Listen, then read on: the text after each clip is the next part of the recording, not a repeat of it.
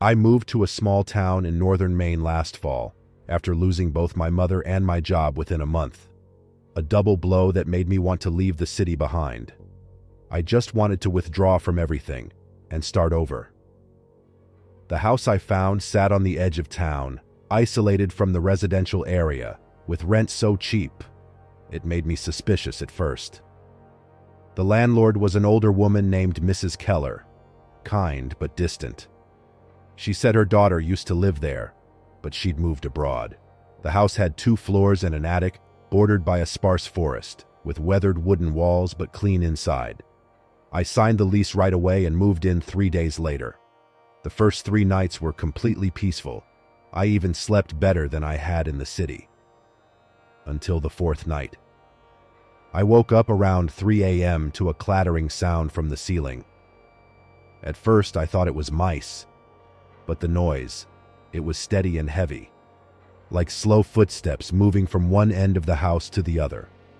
I lay still, holding my breath, hearing every creak from the attic, a place I hadn't set foot in since moving in. The next morning, I decided to check.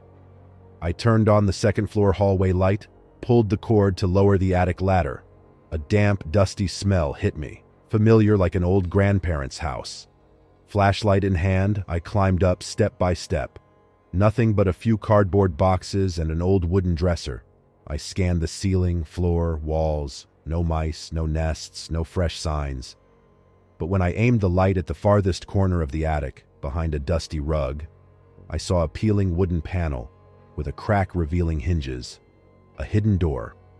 I stepped closer, pulled the rug aside, and lifted the latch. It opened into a small compartment, about 5 feet square with a low ceiling, barely tall enough to stand in. Inside was an old mattress, a box of colored pencils, and a small notebook. I touched the cover. Soft, worn, no name, just a fountain pen line on the first page. Don't tell Mom. I flipped it open. Childish, scribbled writing sprawled across the page. At first it just played hide and seek, but now it likes to stay when I sleep. I locked the door, but it still gets in. I told Mom, she said stop talking nonsense. She locked me in here for days. I sat frozen in the attic, still holding the notebook. I felt this wasn't just an old room, but a place someone had been confined, not because they were dangerous, but because they'd seen something. After finding that little room, the noises from the ceiling started again, more frequent, heavier. At first, just footsteps, then faint scratching, like someone dragging nails across wood. I took the notebook and kept reading. Day 4's entry. It sleeps during the day, but every night it stands at the edge of my bed. Mom locked me in here. She doesn't see it, but it knows I'm still awake. I set the notebook down, trying to calm myself, that this was just some kid's overactive imagination. But that night, I had a strange dream. I was lying in that attic room, faint light leaking through wooden slats, and I couldn't move. A clatter came from behind me. Then a figure leaned close to my face.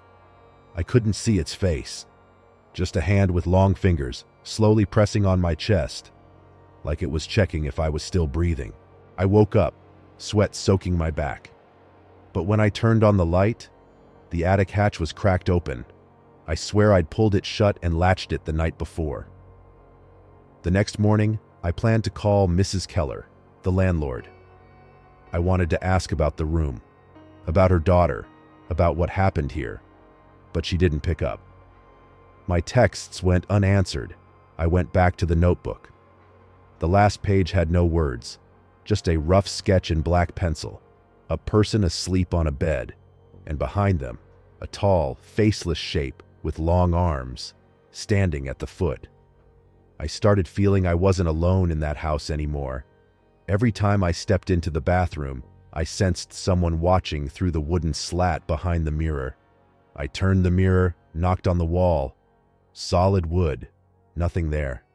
But the gaze lingered. While eating dinner, I heard slow footsteps in the attic. I stood up.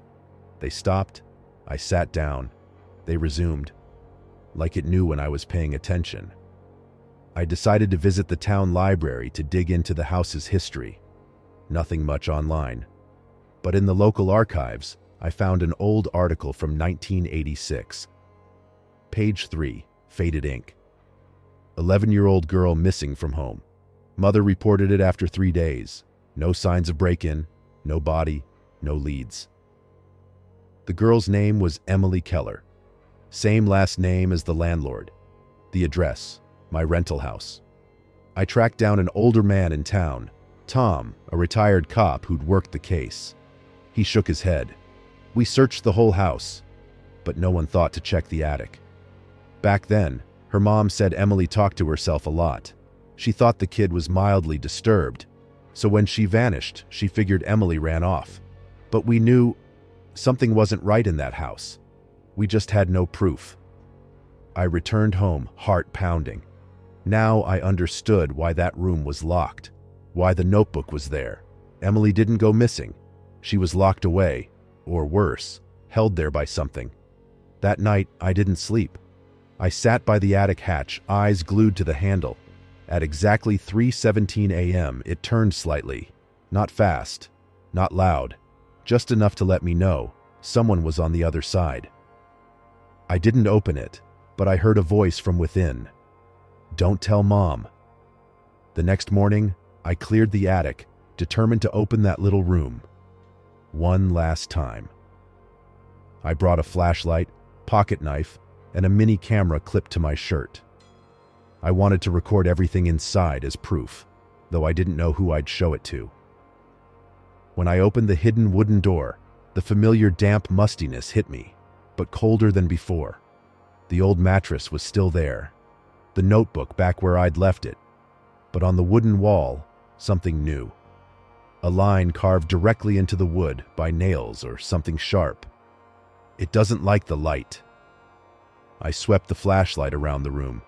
Nothing odd, until the beam hit the deepest corner, where the ceiling light never reached.